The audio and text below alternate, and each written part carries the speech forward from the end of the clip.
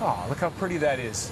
Our flowers From the are all flowers set up. in the garden. Beautiful. The over-the-shoulder look. I like it. There we go. Right now, we're taking a look at the latest with Devo Brown in Entertainment City. And City, the death and life of John F. Donovan, which I saw last year at TIFF. And TIFF right around the corner, of course. This is Xavier Dolan's foray into English language film. Okay. All right, and it stars some of his childhood heroes like Natalie Portman. Wow. It's got Susan Sarandon in this. Kit Harington, Game of Thrones star. Solid cast. In this. Jacob Tremblay, also one of the leads. So the cast is star-studded, a Canadian film.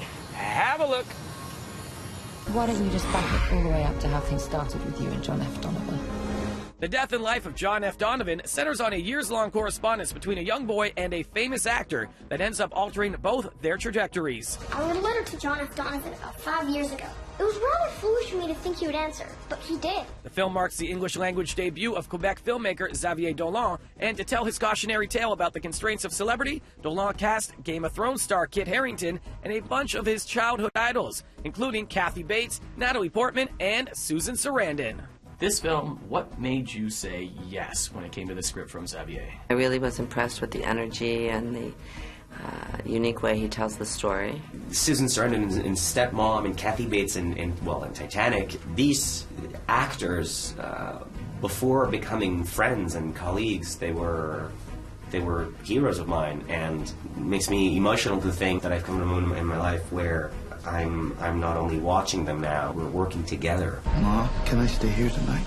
You can stay here for the rest of your life. And, working with Kit as your son, how much fun was it working with him? He's just so sweet, and I thought it was a pretty brave part for him to take, because his professional image is so different than that. I was enamored of the fact that he was putting all that to risk and taking a chance and wanting to do something like this. Do you have a pen pal? Child pen pal. Do your job. Next. I thought that shaping this narrative of a written correspondence between a child actor and this actor at the center of the film would work well, because I thought that it would be interesting to see all the admiration of a child toward an artist who doesn't actually know who he is, who has no idea how to deal with his true self and his own preferences. Dear Rupert, I cannot think of a more singular friend.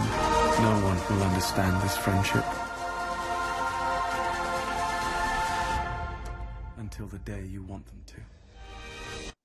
Interesting, that pen pal relationship that this kid has with this super celebrity, and kind of how it all intertwines as he grows up, and how much it affected him in his actual life. So the death and life of John F. Donovan, that hits select theaters on Friday. Again, like I said, I saw it last year at TIFF, so it always takes a little bit of time for these films to come out. And speaking of TIFF, I sat down with the director, of course, Cameron Bailey, yesterday, and he gave us his list. Okay. Includes Just Mercy, which stars Michael B. Jordan and Jamie Foxx. He said he was sobbing.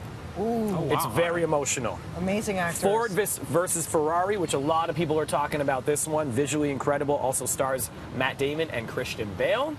Another great And Jojo Rabbit, Taika Waititi, who is known for What We Do in the Shadows and so many other things. Of course, he was part of the MCU as well, and stars Scarlett Johansson. So those are some of the ones to watch for. They also have the Conversation series, which Taika will be a part of.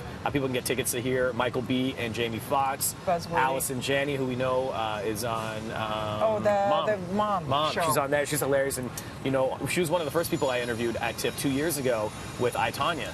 So it's nice. Remember the bird on the shoulder? So she's coming back for that one. So the cool thing is TIFF is right around the corner. It shows the longevity of the films and the quality, because it's a 12-month cycle before they even come out into theaters. Yeah, and some of these films, they don't have distributors and all that, so they're looking for that when it happens. But TIFF is the benchmark. It's the if you're in place. TIFF, other festivals are looking to see what's at TIFF, so they can try and sneak them in theirs as well. You're so right. There you go. Thanks, TIFF starts off on the 5th as well, or 6th, sorry. More on BT coming up after the break.